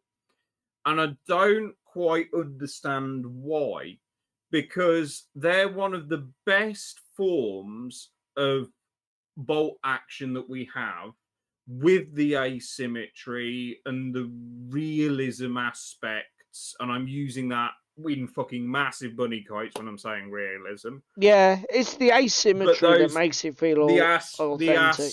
The aspects of the asymmetry, the aspects of the list builds and that kind of thing.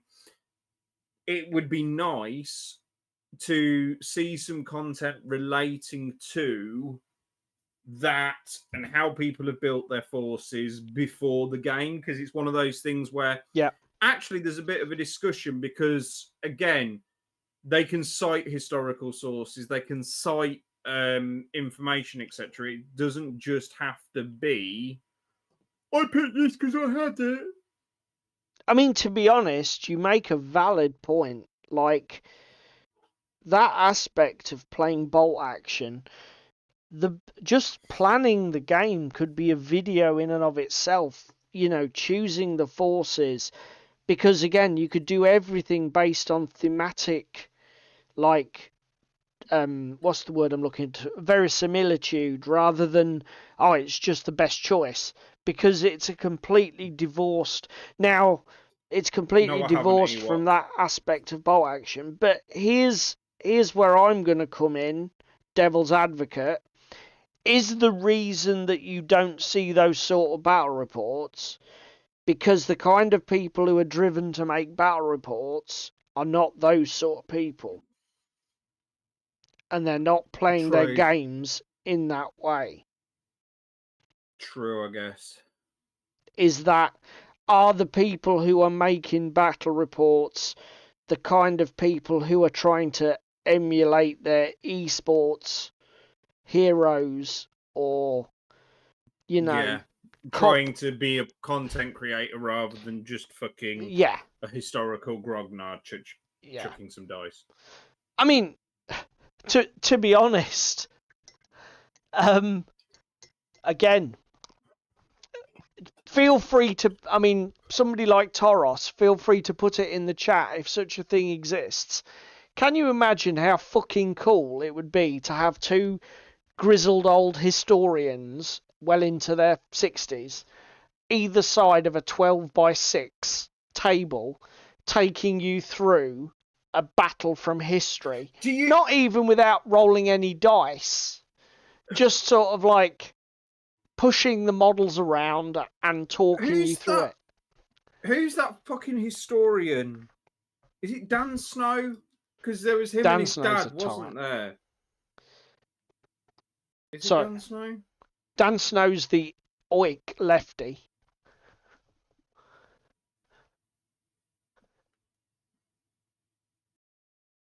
Do you know what? I've seen a Riskiny's videos popping up in the Discord. I should have a look to see what his style's like. The problem is I'm so like, bat reps, meh. I really, you know, I just don't. Oh, Cheese Me says sit rep podcast. Just saying. What's that? Yeah, but I remember watching some videos in the mid-2000s with Peter Snow and Dan Snow talking about some of the historical battles. and just the computer animations at the time with like the block formations and how stuff worked, etc.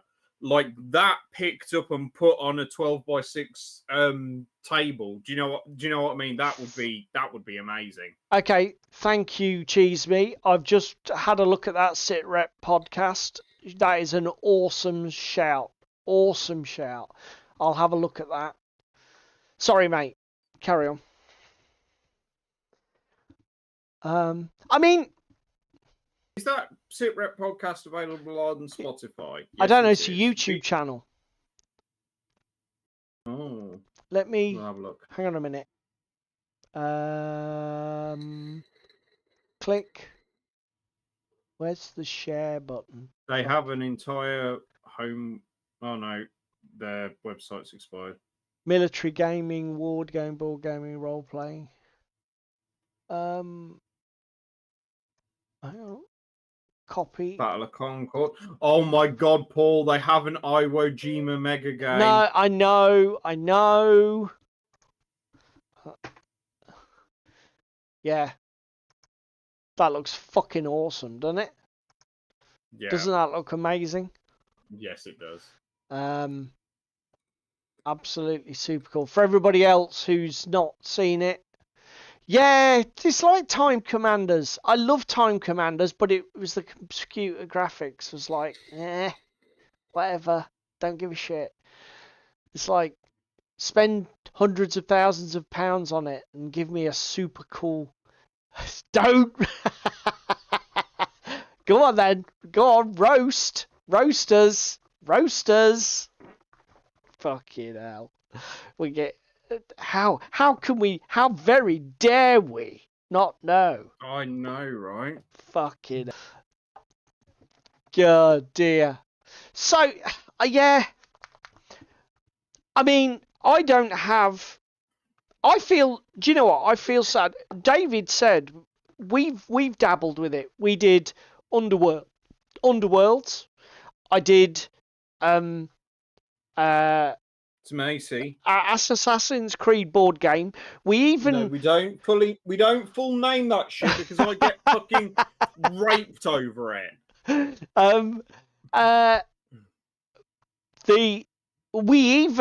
I still got video footage of some games of Infinity. I think a game of One Page Rules that we played at the club, where we just put a mobile phone at the end of the table.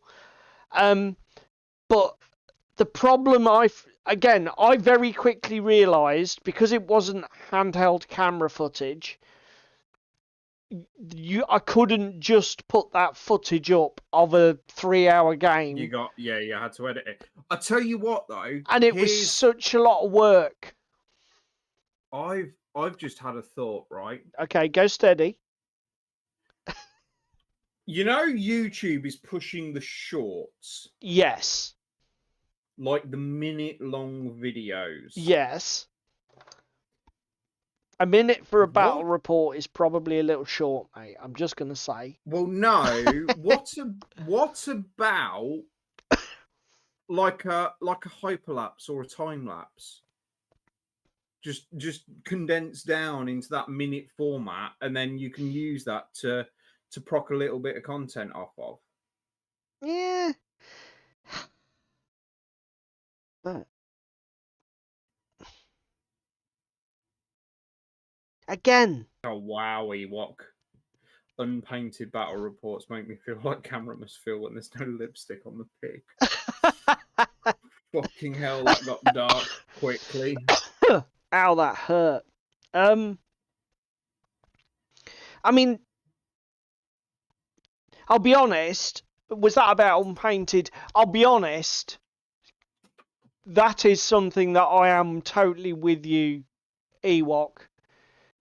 If you are going to go to the trouble to film a game in progress, I think that if you skimp on any of the aesthetics, you really are wasting your time. Again, I have said that I want to do some solo content for the channel. It's one of my what's it called? New Year's resolutions, isn't it? resolutions. But again, similarly, I need to get the terrain sorted. I need to get the miniatures sorted. It's all those bits that have delayed it and the knock on to it. I mean, I've now got the rig to do it. I just need to do all of the other bits in the run up to it. Do you know what I mean? Yeah. And to be fair, I've watched some of the Jeez me, fuck off. Some of the content for Fallout Wasteland Warfare. Ow. Like the solo let's plays or some of the narrative style campaign games that are up and about on YouTube. Yeah. And they look good, but it's the amount of work that's going into it that's scaring me. I want to do it and I will do it for the resolution. Yes. But again, I want to do it justice. I don't want to do it and just have you guys watch it as a pity watch. Do you know what I mean? Yeah. I do still want it to be a bit of a spectacle, a bit of an enjoyable game. I think as well as an element of making content is that you can't make content that you don't want to watch yourself. Down that route lies madness. And the problem I've got, as we've already discussed, is I really can't get that excited about battle reports. For all the reasons. Rules, digests, and ripping the beating heart out of a game while we play it. Yeah, we're all for that. And we've even touched and discussed doing some of that content, haven't we? Of doing reviews is possibly the wrong word, but do you know what I mean? The look at the aspects of the game, talk about the aspects of the game, talk about what's good for it, talk about what's bad for it, and then go from there and draw conclusions from there going forwards, kind of thing. Yeah. We've talked about it, but again, there's work and effort into that. It's an editing piece. Again, it's kind of got to be a little bit scripted because otherwise we could end up in a waffle fest like we have here on the live stream. And then it's going to be unwatchable for most people because again, it's shorter form content. Yeah, and like you've just said, that's an important thing. There is literally no point you and me producing a 30-minute version of what we're doing now because people can always just mine our back content for that. Do you know what I mean? Yeah. I'll be honest, one thing that does appeal to me, if I was, I'm going to say it now, if I was going to make a battle report, one format that does appeal to me is like the Mountain Miniatures format, where they literally play live, interact with the chat and the audience, and it is what it is. Do you know what I mean? Yeah, I know entirely what you mean. That appeals to me because again, there are all sorts of things you can get into with the audience interaction that would perhaps elevate it from just a basic game. I mean, JJ's asked, what would we want to see in a bat rep? So, for me, I've already discussed it, but it's basically what I said. I would like to see in a game some sort of discussion of the decision making that underlies playing the game. The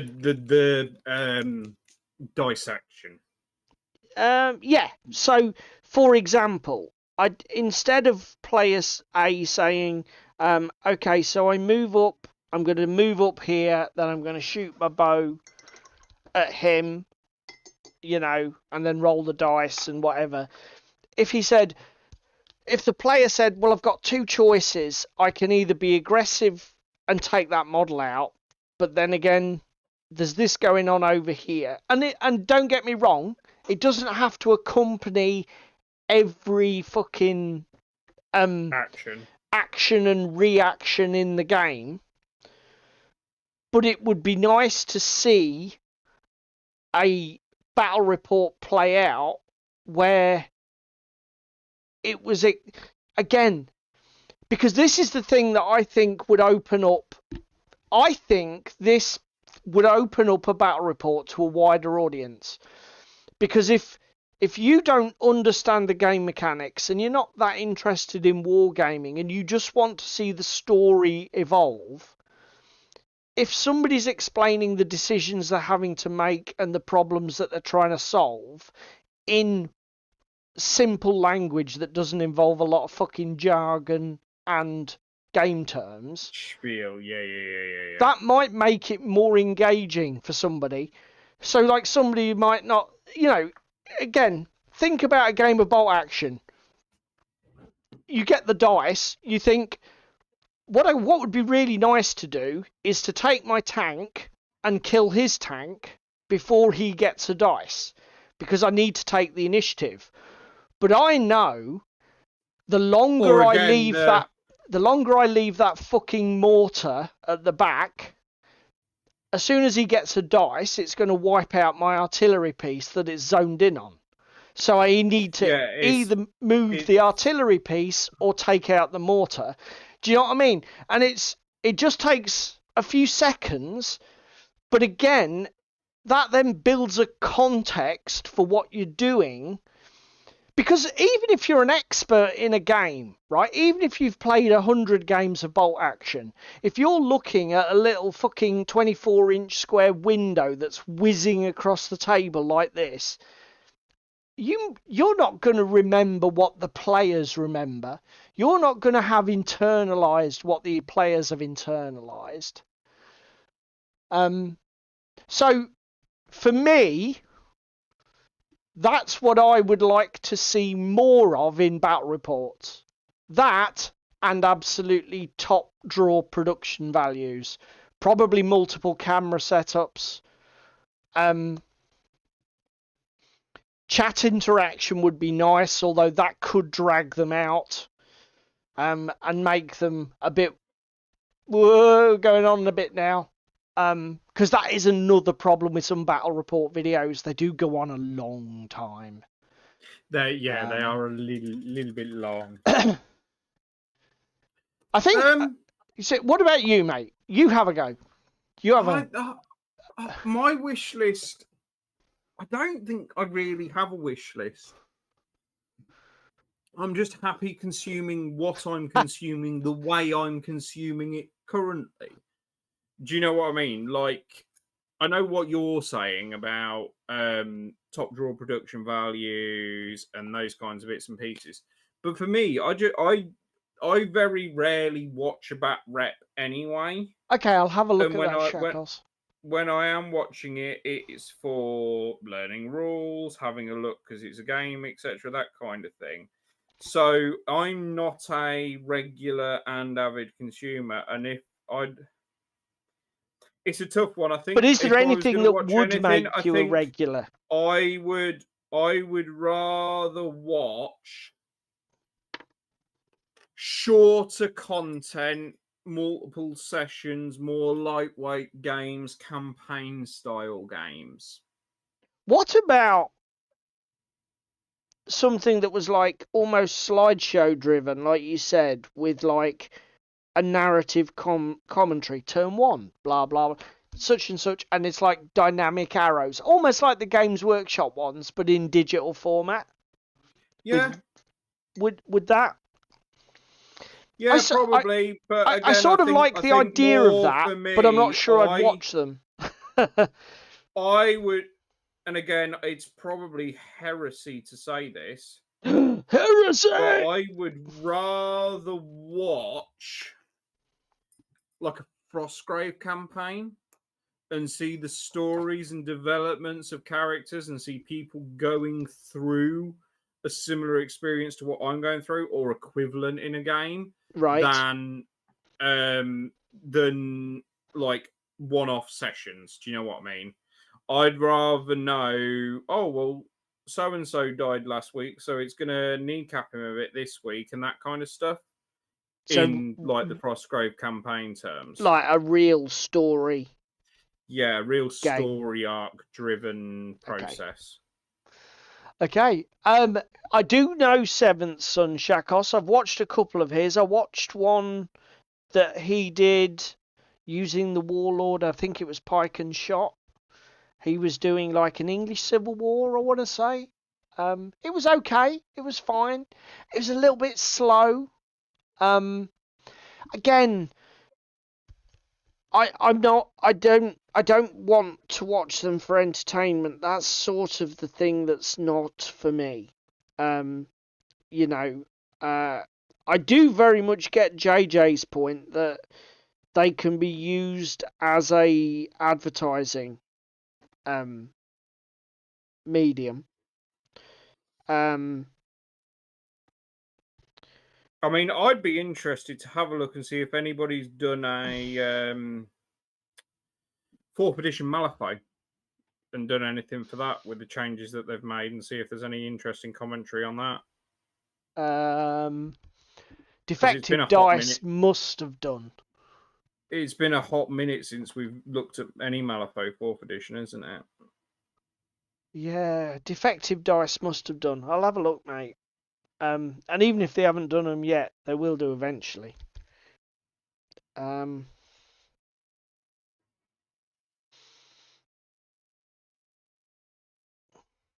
there's that Malifaux University guy, isn't there?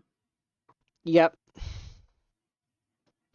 That does that reps and content. And I mean, again, I think the more abstracted a game is, the more it needs that content. Yeah. And that, so again, Infinity, Malifaux are really good examples of where it's needed. Because they've got, because those games have some really counterintuitive and, like you say, abstracted play patterns. Yeah. Battle reports can be really good at useful showing this might seem weird, but this is what you do. And again, similarly, on the Flames and Bolt Action front, the World War II games with a bit of history added, that's probably something I'd like to see more of. Yeah. I think I'd definitely have more time for historical battle reports. And I don't mean historical games, but battle reports where there was an element of, you know, recreating a historical event or whatever. Because it would give me a way to learn the history while being entertained, as Shakos says. How did we manage to drag this out for 50 minutes? I don't know, really. Shall we wrap this up? Because it's been a bit of a waffle fest. It has. Because look at this. We've got 10 minutes. Yeah, Night Cheese me.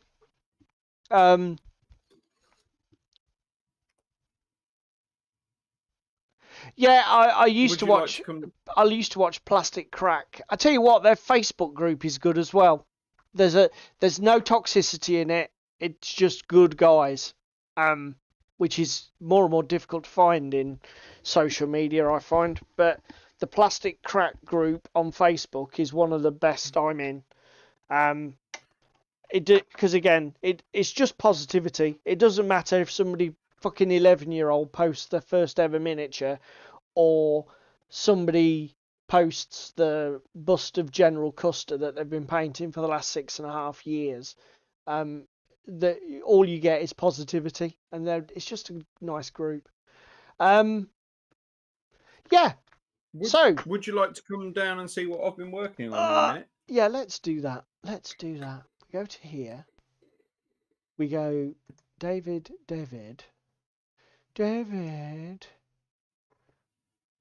Ooh, there's not enough metallics on that. So how did the camo go? Have we done the camo yet? Yeah, it's done. Let's have a look. Bring it up closer. Yeah, okay. Okay, Nate. Tit.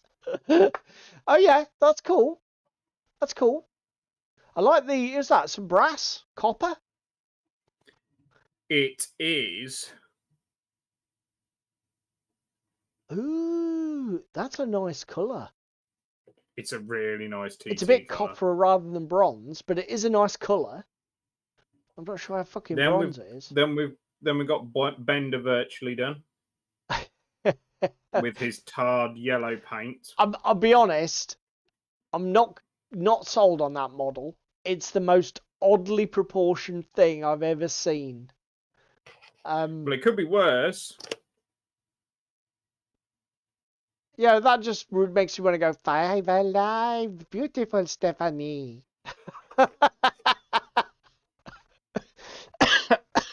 Oh fucking hell! Nice. So I've got a couple of bits more to do, like pick out these exhaust stacks in his hair. Yep. Then they're just gonna get agraxed within an inch of their Yeah, life. that's all you need to do. I mean, it's post-apocalyptic living dirt, mate. Do it. Right. But he is the one I am happiest with. So those are. I'll show you where they're from. Ewok. Hang on, I can also show you where they're from if I can pull the box out. So this is the game, and David's models are from the supplement. Oh, I've gone to the main shot. There we go. There you go. So David's models are in there, but this is the game. This is the core box. That's the supplement box. So this has got your core rules in.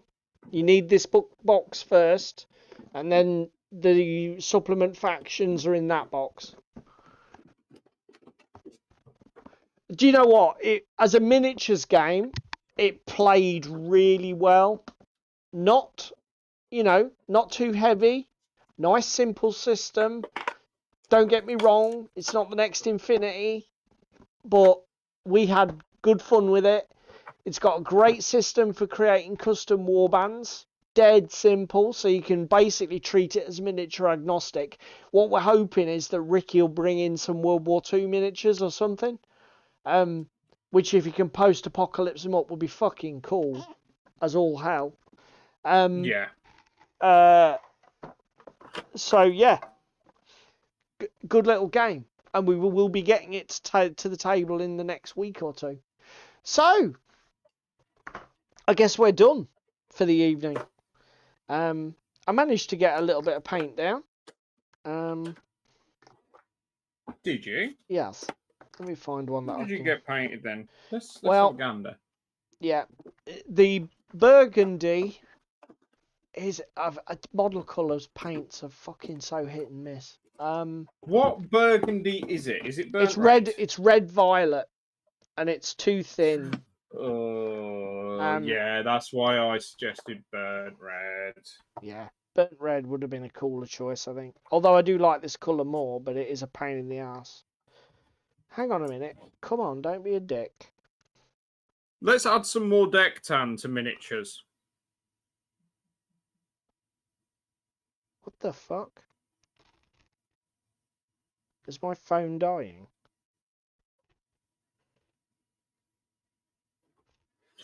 Don't know. Is that a rhetorical question?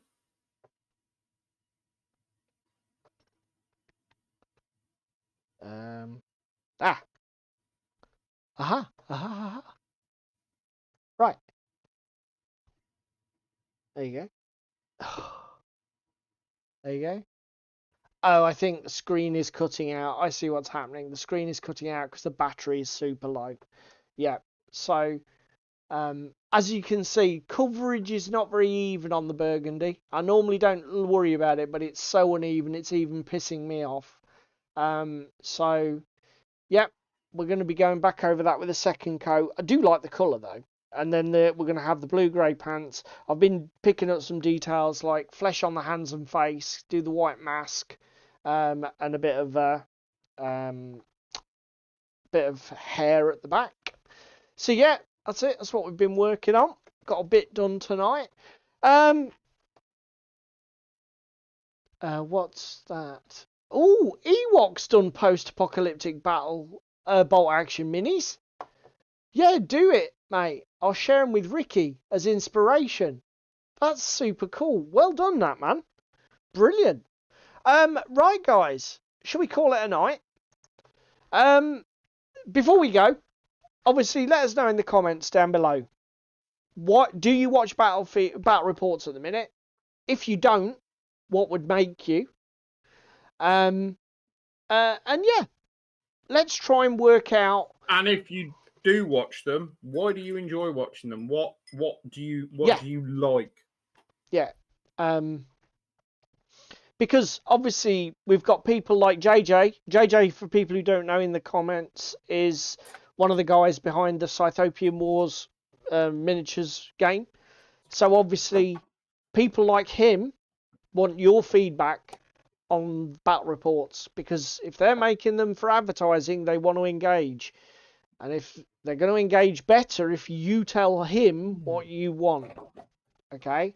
So get in the comments. Right. If you can find time to do one thing, just please click like for us. If you want to do the other YouTube shit, then you can do that. It helps. Before we go, let's thank the chat. Awesome, as usual. Obviously, you guys make the show what it is. Otherwise, it's just two tossers talking rubbish. And we appreciate you and salute you. Right. I think with that being said, and me melting, I need to go and get a drink. It's fucking before my body water content drops below 5%. And then go sleep, because I'm dead on my feet. Right, mate. See you later. Evening, and see you fuckers next week.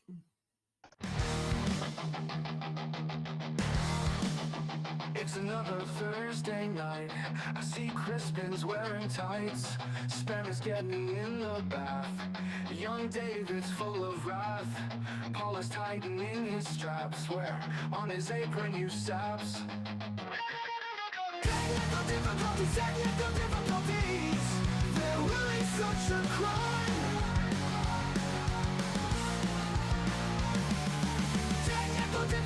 Technical difficulties.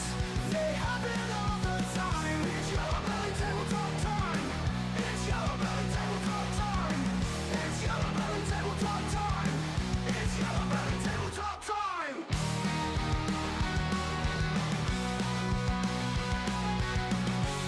It's Yellow Belly Tabletop time. It's Yellow Belly Tabletop time.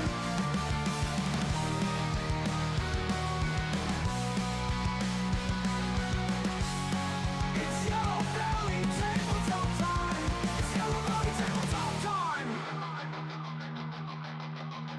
Cheese meat is on day release. Damn silk tries not to crease. And Ewoks keeping nice and warm. In bed with Russian uniform. Meanwhile, the handyman is opening up the can.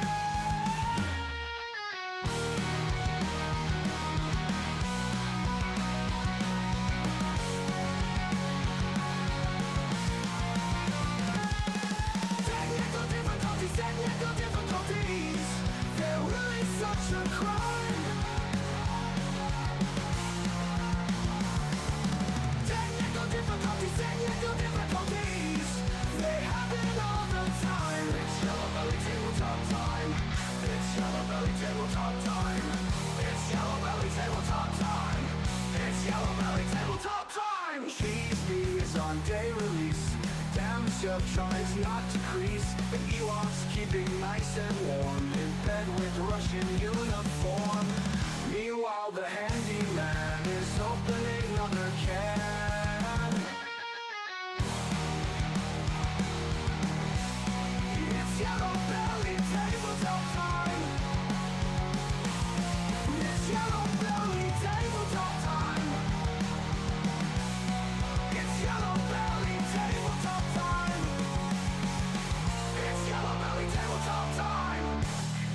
is on day release. Damn me up tries not to crease, and Ewok's keeping nice and warm in bed with Russian uniform. Meanwhile the handyman is opening another can.